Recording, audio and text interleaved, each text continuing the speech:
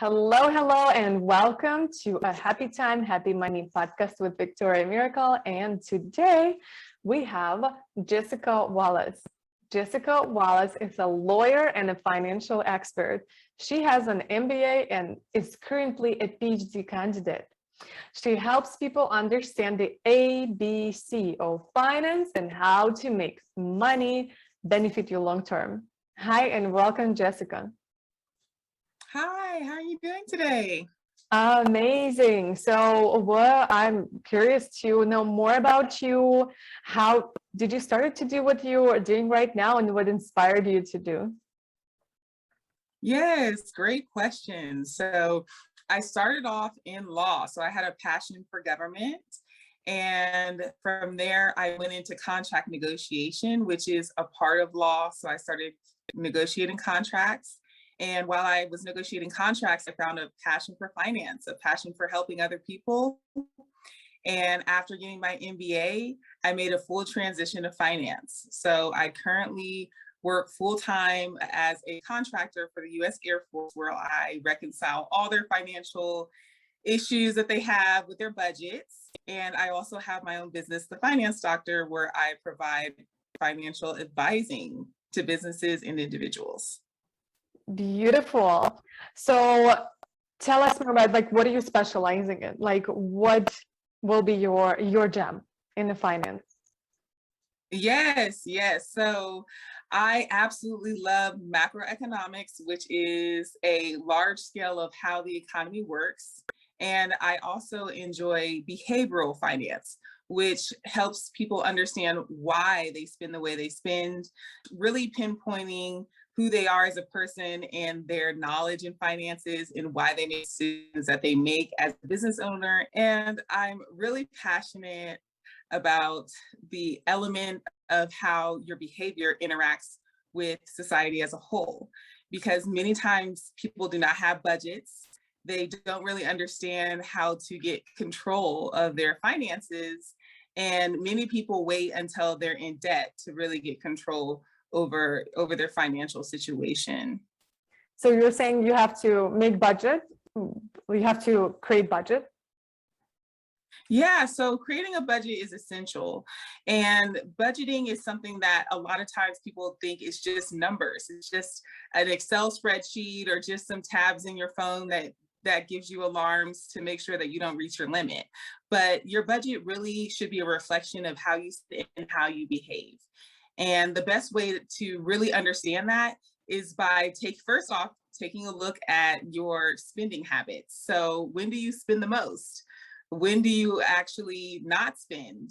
What prompts you to want to go out and spend, or what prompts you to want to save?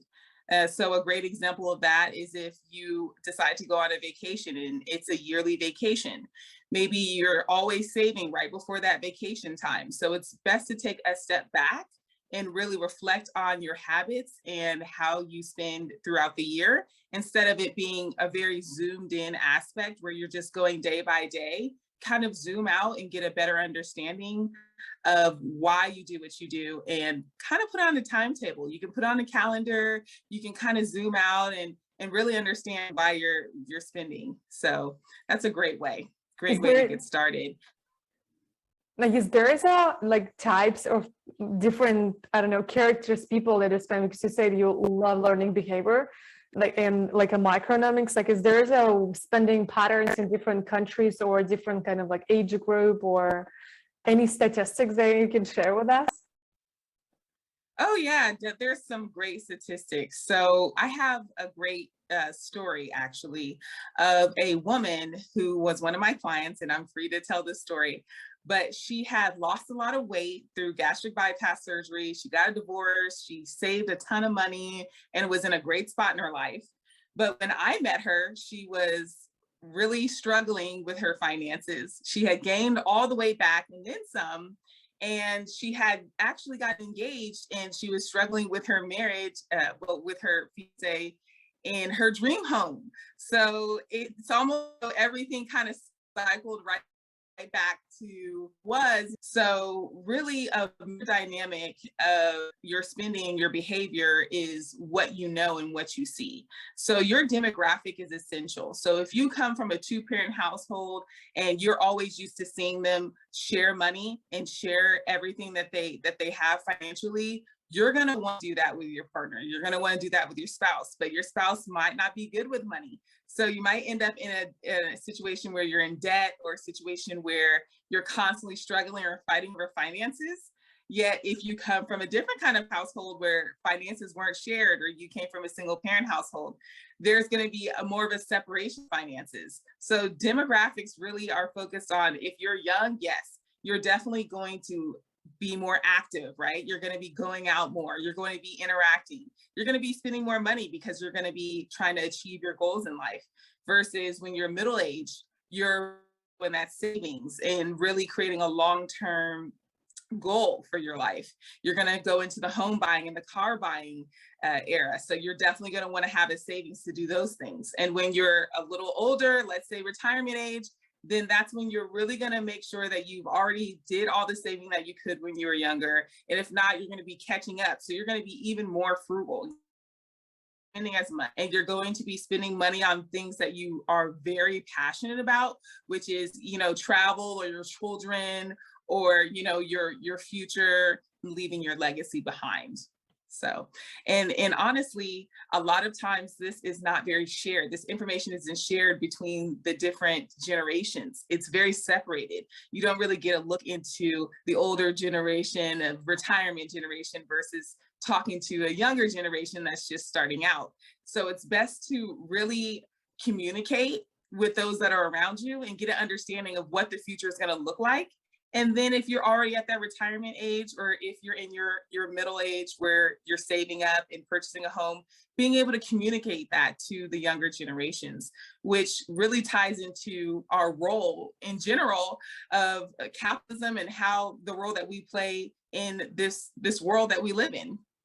Yeah, well, awesome. And I think we get to, apply that, understand how we're spending and what, and adjust that towards our dreams. Like what is the path, right, between our spending budget, our spending habits, and our dreams.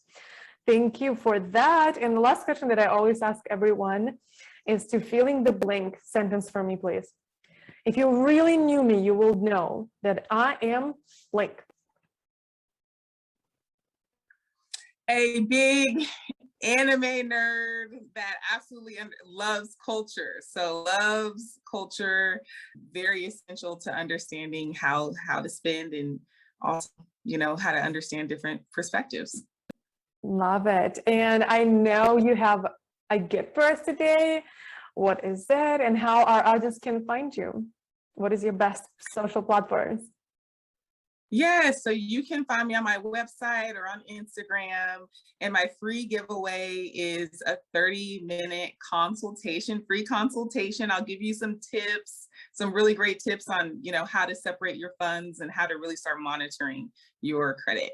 Absolutely. So if you're watching or listening, just scroll down. There will be episode page link where you can click and find all the links that we mentioned above, and also video, audio, or transcript version of this episode if you are a reader. So thank you for watching. Thank you for coming over, Jessica, and I'll see you in the next episode. Bye. Thank you. Thank you.